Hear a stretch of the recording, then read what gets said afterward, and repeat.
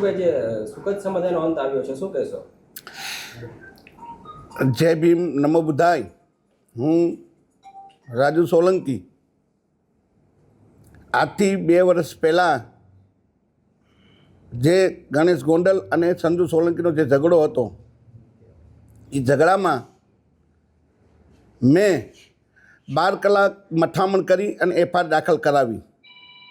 ત્યારે એક પણ સમાજનો આગેવાન મારી સાથે નહોતો. એફઆઈઆર લઈ ગયા પછી સંપૂર્ણ રીતે સામૂહિક આત્મહત્યાનું મેં અલ્ટિમેટમ આપેલ કે ગણેશ ગોંડલની ધરપકડ ના થાય તો અમે આખો પરિવાર આત્મહત્યા કરશું. એ આત્મહત્યાના સામૂહિક આત્મહત્યાના પ્રેશરમાં આવી સરકારશ્રીએ ગણેશ ગોંડલની ધરપકડ કરી. ત્યાર પછી હું રાજકોટ આવેલો, મારી બીપીની દવા ચાલુ છે. દવા લેવા આવેલો, મને અમારા એક આગેવાનનું જે દેવદાનભાઈ મુસળિયા છે, એમનો મને ફોન આવેલો કે મને અનુજસિંહ બાપુનો ફોન આવેલો છે અને આપણે અનુજસિંહ બાપુને મળવા જવાનું રીબડા છે. ત્યારે હું રાજકોટથી રિટર્ન રીબડાની નજીક હતો ને મને ફોન આવ્યો, એટલે મેં કીધું હું અહીં રીબડાની બાજુમાં જ છું. ત્યારે યોગેશ ભાષા, પિન્ટુ બગડા અને દેવદાન મુસળિયા મને અનુજસિંહ બાપુ પાસે લઈ ગયા. અનુજસિંહ બાપુ પાસે લઈ ગયા અને મને એવું કીધું કે આપણે ગોંડલ જવાનું છે.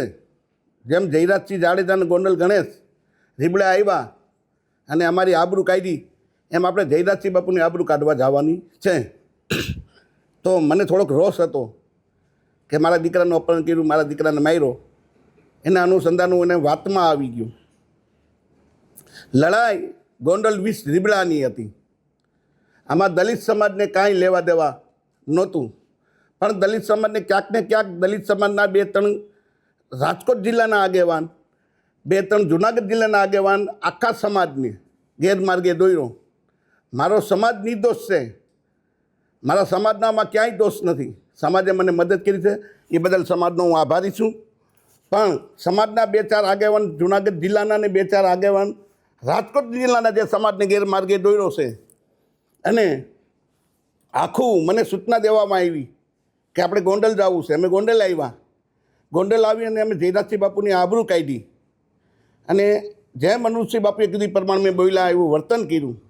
એ વર્તન કર્યા પછી વિષય પૂરો થઈ ગયો કે હવે આપણે ભાઈ જે કરવું તે કરી લીધું. એની ધરપકડ થઈ ગઈ છે, જેલમાં આવી ગયા ગણેશભાઈ. આપણે ત્યાં આપણે એન્ટ્રી પાડીએ એવા દલિત સમાજની તંગડી આપણી ઊંચી રહી ગઈ. હવે આપણે વિષય પૂરો કરવાનો. પછી મને સૂચના આપવામાં આવી કે હવે આપણે ગીતાબાને રાજીનામું માંગવાનું છે.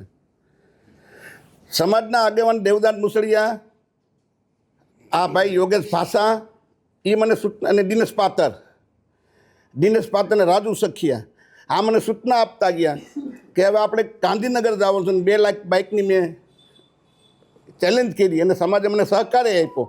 સમાજ તૈયાર હતી જવા માટે. પણ ક્યાંક ને ક્યાંક ગેરમાર્ગે અનુજસિંહ બાપુને સમાજના જે આગેવાન છે, અમારા જુનાગઢ જિલ્લાના અને જે રાજકોટ જિલ્લાના 2-3 આગેવાન છે, એને ગેરમાર્ગે આખા સમાજને દોર્યો. અને ગીતાબાનું રાજીનામું માંગવાનું, અને ગીતાબા રાજીનામું આપ્યા પછી અનુજસિંહ જાડેજાના દીકરાને ચૂંટણી લડાવવાની, આવી રીતના ગેરમાર્ગે સમાજને દોર્યો અને મને પણ દોર્યો. એટલે હું એની વાતમાં આવી ગયો કે આપણા સમાજના આગેવાન છે. આ સંજુ સોલંકી છે, રાજુ સોલંકીનો દીકરો નથી. રાજુ સોલંકી 30 વર્ષથી સમાજ માટે લડાઈ કરે છે અને ગમે ત્યારે ધોયડો જાય, આધી રાતે જવાનું થાય તો રાજુ સોલંકી જાતો. એટલે મેં કીધું આ દીકરો રાજુ સોલંકીનો નથી, આ સમાજનો. સમાજ જે નિર્ણય કરે એ. એટલે આખા સમાજને ગેરમાર્ગે દોરવાનું કામ આપણા સમાજના 2-4 આગેવાનું જુનાગઢ જિલ્લાના, 2-4 આગેવાનો રાજકોટ જિલ્લાના અને અનુજસિંહ જાડેજાએ કર્યું છે.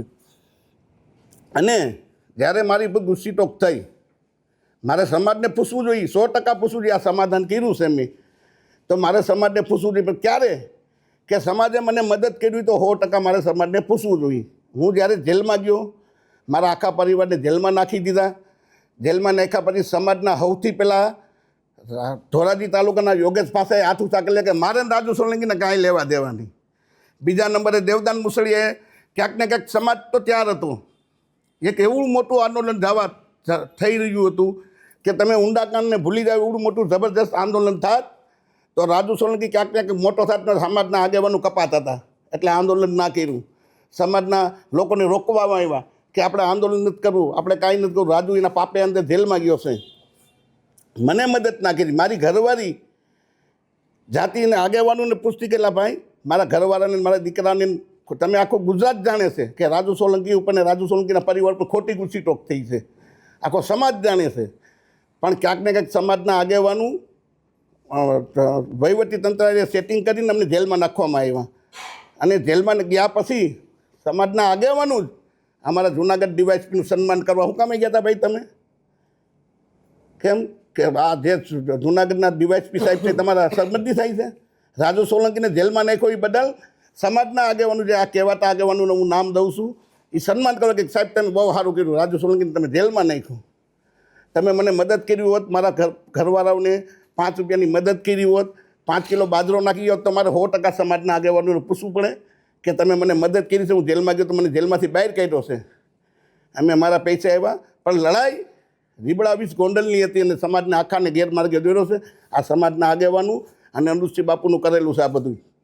એમાં જયરાજસિંહ જાડેજા અને ગણેશ જાડેજા નિર્દોષ છે અને ખોટા આખા સમાજને ગેરમાર્ગે દોર્યા છે. કાંઈ બોલાઈ ગયું, જય ભીમ, નમો બુદ્ધાય, સમાજ મને માફ કરજો. તમે કહ્યું હતું કે ખોટી ફરિયાદ થકી સમાધાન કર્યું છે કે શું છે? નહીં, ફરિયાદ ખોટી નહોતી. બનાવ થયો હતો, જે બનાવ થયો છે એ બનાવ થયો હતો.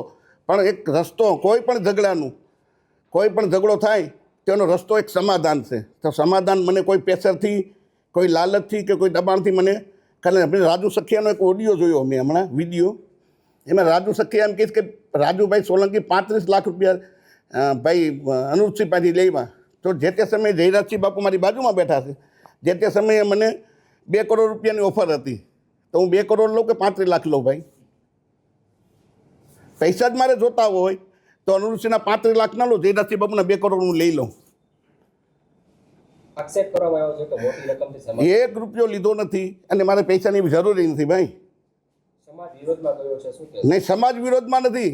જે સમાજના આગેવાનું છે, જે 2-4 કહેવાતા જૂનાગઢ જિલ્લાના, 2-4 કહેવાતા રાજકોટ જિલ્લાના, જેને બાઇક બતાવીવાળા છે, હમણાં હું એને 1 લાખ રૂપિયા ગીચામાં નાખી દો એટલે અમારા રાજુ સોલંકી ભગવાન હમણાં મારા વખાણ કરવા માંડે. ભાઈ મને તમને ખબર છે ઘોઘાવદરમાં ભેગા થયા તો 15 જણાથી 16 જણા માણસ નહોતા. અને આજે તમે પાછળ જોઈ લો, સમાજના જ આગેવાનો છે જે બેઠા એ પવિત્ર છે, નિષ્ઠાવાન છે, એ આગેવાનો અમારી સાથે છે.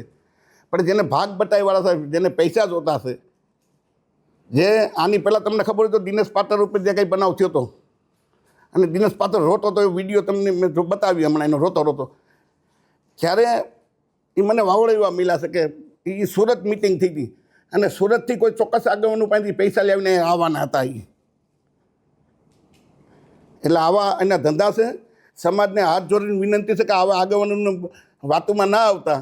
અને મારે પૂછવું જોઈએ સમાજને, પણ જ્યારે મને સમાજે મદદ કરી હોય તો મારે 100% પૂછવું જોઈએ. કોઈ સમાજના માણસ 1 કિલો તેલ મારે ઘેરે કે 1 કિલો બાજરો આપી ગયા હોય તો મને કહે કે અમે 1 કિલો બાજરો કે 10 રૂપિયા રાજુભાઈને ઘેરે કે એના પરિવારને મદદ કરી છે, તો મારે 100% પૂછવું જોઈએ.